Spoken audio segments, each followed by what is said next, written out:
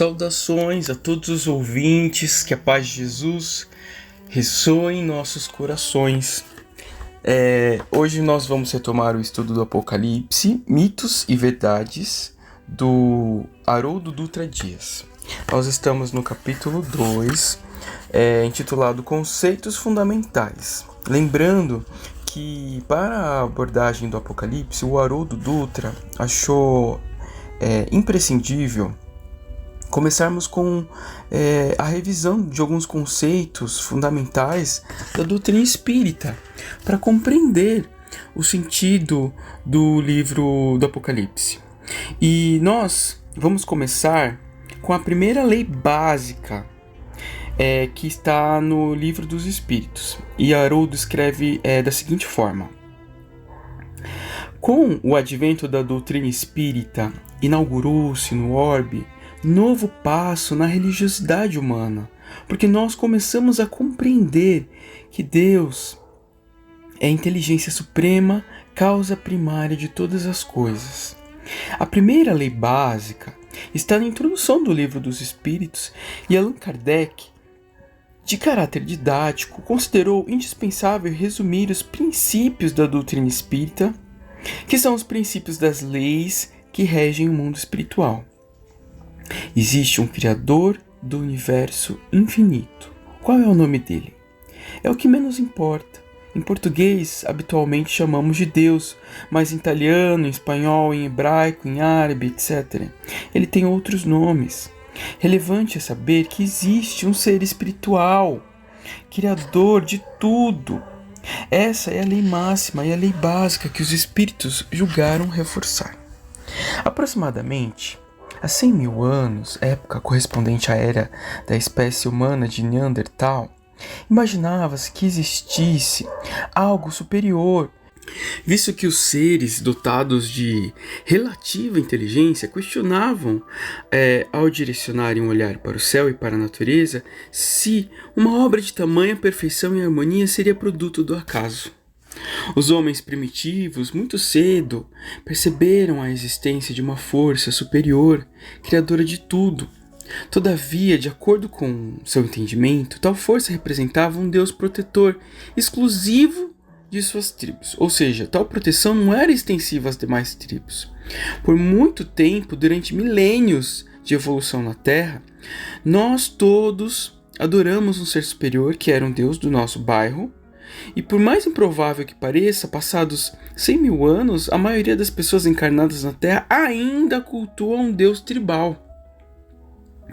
Há indivíduos que admitem como verdade que Deus é somente o Deus da igreja deles. Não integrar a igreja deles sinaliza não receber desse Deus, além de ser por ele importunado. Trata-se de uma visão infantilizada a respeito de Deus. Quando não se refere ao Deus de uma nação, por exemplo, uma potência que, ao seguir determinada orientação religiosa, torna válido discordar, perseguir outras nações pelo fato de adotarem orientação religiosa diversa à sua. Equivocadamente, subentende-se que as demais nações são a representatividade do mal. Em contrapartida, os indivíduos que sustentam a crença na disparidade entre os deuses sentem-se no direito de aniquilar milhares de pessoas, destruir prédios, lançar bombas, explodir lugares. Esse, infelizmente, ainda é o denominador comum da humanidade. Aprendemos com os espíritos superiores, pela revelação das leis, Allan Kardec, que Deus não é meu Deus, não é Deus de uma cidade, de um estado, de um país, de um continente, de um planeta, ou de um sistema solar, de uma galáxia. Antes, é Deus do universo infinito. Somente na Via Láctea são contabilizados milhões de sistemas solares semelhantes ao nosso. Nosso é um dos mais pálidos. Há sistemas planetários muito maiores, mais belos do que o nosso. No entanto, Deus é Deus disso tudo. É premente que a nossa visão de Deus precisa ser remodelada. Essa é a primeira lei a ser aprendida. Existe um Deus universal. Na obra, Na Era do Espírito, está narrada uma entrevista realizada com Chico Xavier. No capítulo 28, Chico conta um caso particular. Abre aspas.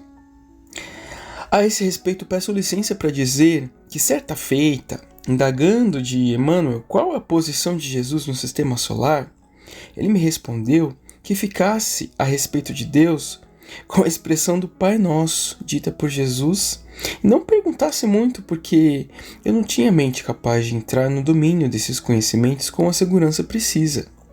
Eu insisti, e ele então desdobrou um painel à minha vista, num fenômeno mediúnico. Apareceu então a Terra na comunidade dos mundos do nosso sistema evolutivo em torno do Sol. O nosso Sol, depois, em outra face do painel, evoluindo para a constelação que, se não me engano, é chamado de Andrômeda. Depois, essa constelação, arrastando o nosso sistema e outros, evoluía em direção a outra constelação que já não tinha nome na minha cabeça. Essa outra constelação avançava para outra muito maior dentro da nossa galáxia. Depois apareceu a nossa galáxia imensa, como se uma lente de alta potencialidade estivesse entre os meus olhos e o painel. E a nossa galáxia evoluía com outras galáxias em torno de uma nebulosa enorme que Emmanuel me disse que passava a evoluir em torno de outras nebulosas. Então a minha mente ficou cansada e eu pedi para voltar como se tivesse saído de um foguete da Terra e me perdesse pelo espaço afora.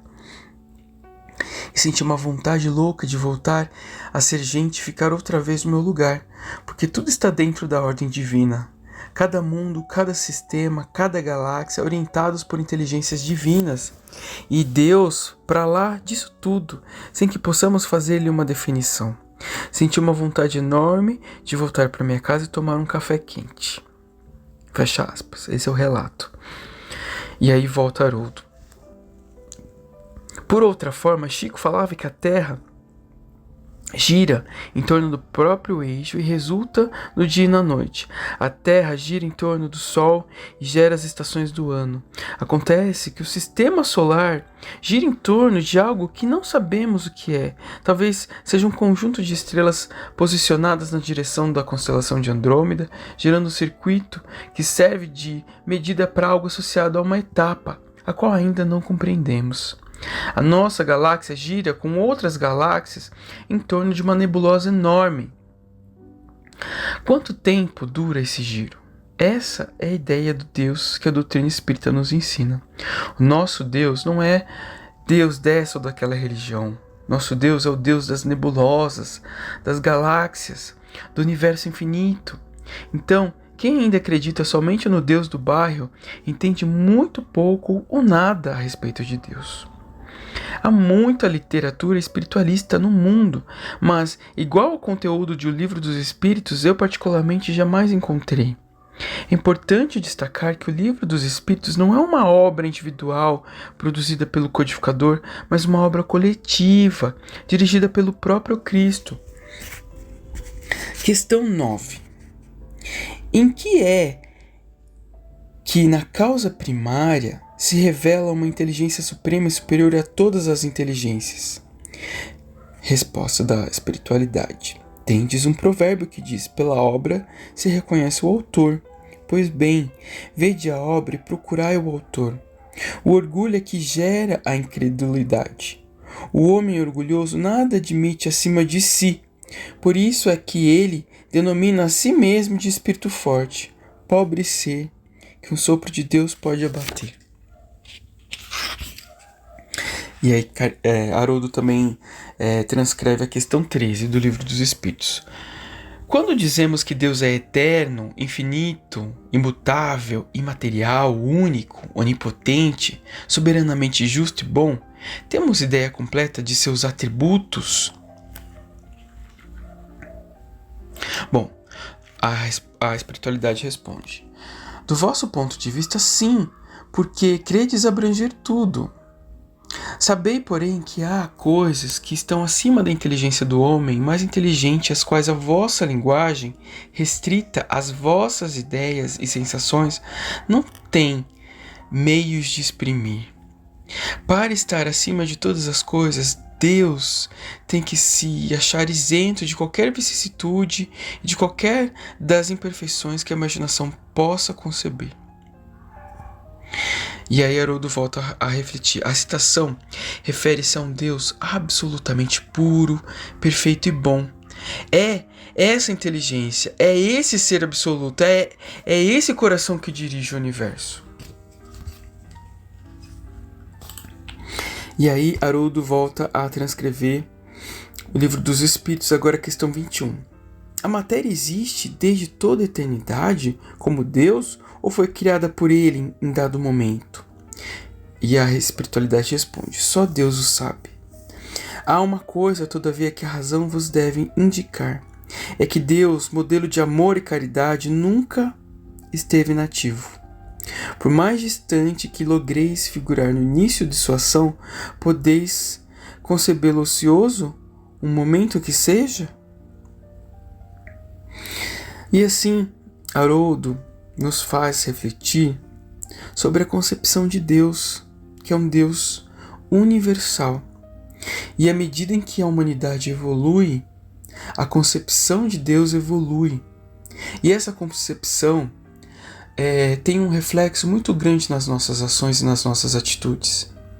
É que o Deus, ao ser o Deus universal de todas as tribos, de todos os planetas, de todas as galáxias, é um Deus de amor, um Deus de bondade, um Deus de misericórdia.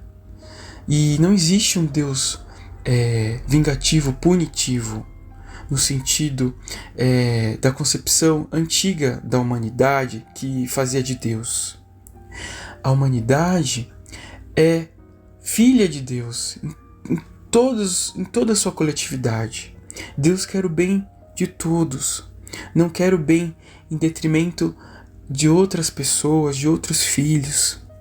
E essa misericórdia perpassa a nossa concepção no livro do Apocalipse. E aí Haroldo volta. A segunda lei básica, Deus cria dois elementos gerais do universo, a matéria e o espírito imortal. E o Haroldo disse: Deus é infinito, eterno, criador, soberanamente inteligente, soberanamente justo e amoroso e criador de filhos imortais. A imortalidade é a maior dádiva que Deus poderia ter nos dado. Nunca deixaremos de existir. E Haroldo pega agora e transcreve a questão 23 do livro dos Espíritos. O que é o Espírito? E a espiritualidade responde: o princípio inteligente do universo. Deus cria princípios inteligentes. Na questão 7.2a, os Espíritos informam a Kardec: a inteligência é uma faculdade própria de cada ser e constitui a sua individualidade moral, de modo que a inteligência é mais do que conhecimento acumulado. Inteligência é a habilidade de discernir, de raciocinar, de construir, de indagar, de equacionar. E aí Haroldo traz a questão 7.6. Que definição se pode dar dos espíritos? Pode-se dizer que os espíritos são seres inteligentes da criação, povoam o universo, fora do mundo material. Nessa passagem, Haroldo diz: não se trata do princípio inteligente criado simples e ignorante, mas do espírito que estagiou nos reinos mineral, animal, percorreu as fases iniciais do reino hominal e atingiu a idade da razão. Questão 7.9. Pois que há dois elementos gerais do universo, o elemento inteligente e o elemento material. Poder-se-á dizer que os espíritos são formados do elemento inteligente, como os corpos inertes o são do elemento material? Evidentemente, os espíritos são a individualização do princípio inteligente, como os corpos são a individualização do princípio material. E aí, Haroldo avança para o conceito de matéria. E ao tratar da matéria, diz Haroldo, os espíritos nos advertem, resposta dos espíritos à pergunta 22. Mas a matéria existe em estados que ignorais, há matérias em estados que nós sequer imaginamos. Ao ouvirmos os cientistas falarem da teoria de Big Bang na formação do universo, quer dizer que discorrem tão somente sobre a parte do universo material a que podemos enxergar com os olhos de encarnados. Questão 22a. Que definição podeis dar da matéria? A espiritualidade responde a Kardec: a matéria é o laço que prende o espírito. Nesta citação, diz o Haroldo, os espíritos optam apropriadamente por uma resposta filosófica. Questão 39. Podemos conhecer o modo de formação dos mundos? E a espiritualidade responde a Kardec: tudo o que a esse respeito se pode dizer e podeis compreender é que os mundos se formam pela condensação da matéria disseminada no espaço. E aí o Haroldo complementa: o fluido cósmico é o oceano onde tudo e todos estão mergulhados. É pela condensação desse fluido que são formadas as galáxias. Em A Gênese, capítulo 14, item 2, há o seguinte trecho: o fluido cósmico universal é, como já foi demonstrado, a matéria elementar primativa. Como princípio elementar do universo, ele assume dois estados distintos: o de eterização ou imponderabilidade, que se pode considerar o primitivo estado normal, e o de materialização ou de ponderabilidade, que é, de certa maneira, consecutivo àquele. A gênese da matéria é o fluido cósmico universal. E aí, Haroldo avança para a questão da evolução. Tudo na criação de Deus segue duas vertentes. É o que nossa limitada inteligência consegue processar. Deus poderia ter optado por criar tudo perfeito, ter criado apenas anjos para viverem em mundos perfeitos, mas, por alguma razão alheia ao nosso conhecimento, ele preferiu criar tudo semente. Por conseguinte, crescimento e desenvolvimento são por nossa conta e risco. O Pai nos criou simples do ponto de vista da complexidade estrutural, ignorantes. A terceira grande lei revelada pela doutrina espírita é denominada evolução. Questão 96. São iguais os espíritos ou há entre eles qualquer hierarquia? São de diferentes ordens, conforme o grau de perfeição que têm alcançado. Questão 114. Os espíritos são bons ou maus por natureza ou são eles mesmos que se melhoram? Resposta da espiritualidade: são próprios espíritos que se melhoram e, melhorando-se, passam de uma ordem inferior para outra mais elevada. Sem privilégio, cada um evolui de acordo com seu esforço, com sua dedicação ao progresso próprio. Questão 115. Dos espíritos, uns terão sido criados bons e outros maus? E a espiritualidade responde: Deus criou todos os espíritos simples e ignorantes, isto é, sem saber. Deus não cria espíritos prontos, não cria anjos nem demônios, mas sim princípios inteligentes, simples e ignorantes. Em nosso processo de criação, nem ao menos consciência de quem somos nós temos. Questão 116. Haverá espíritos que se conservem eternamente nas ordens inferiores? Não, todos se tornarão perfeitos. Evidentemente, perfeito na acepção de relativo, não de absoluto do Criador. A evolução espiritual é um determinismo divino. Questão 118. Podem os espíritos degenerar? Não. À medida em que avançam, compreende o que os distanciava da perfeição. O que pode é cair a máscara. Por vezes nós nos colocamos na posição de detentores de certas virtudes, mas ao adentrarmos o mundo espiritual, constatamos quem realmente ainda somos. A conquista espiritual, uma vez efetivada, não admite retrocesso. Uma verdade da qual se depreende que a doutrina de anjo caído pertence unicamente à esfera da mitologia, ao âmbito da simbologia. Em conclusão, de posse do direito de ser um anjo, o espírito jamais recua.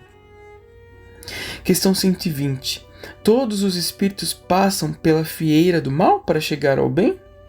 Pela fieira do mal, não, pela fieira da ignorância. O mal, em tempo algum, representou o determinismo. O mal é sempre uma escolha individual de cada um de nós. O que dificulta os planos de Deus em relação à nossa pessoa é o mal que produzimos. Questão 122. Como podem os espíritos em sua origem, quando ainda não têm consciência de si mesmos, gozar da liberdade de escolha entre o bem e o mal? Há neles algum princípio ou qualquer tendência que os encaminhe para uma senda de preferência a outra? O livre-arbítrio se desenvolve à medida em que o espírito adquire a consciência de si mesmo, responde a espiritualidade. E aí Haroldo comenta: o livre-arbítrio é feito uma semente que se desenvolve à medida que nós evoluímos. No início da evolução do ser, o determinismo divino tem predominância, quase de forma absoluta. Ao longo do processo evolutivo, o determinismo divino cede lugar à nossa capacidade de discernir e escolher. Ao atingir o auge da pureza espiritual, o espírito renuncia ao livre-arbítrio para se apresentar ao Criador como servo, dizendo: faça-se em mim segundo a tua vontade, porque Deus é perfeito e o espírito, ao alcançar o ápice da inteligência, quer tão somente o que é perfeito.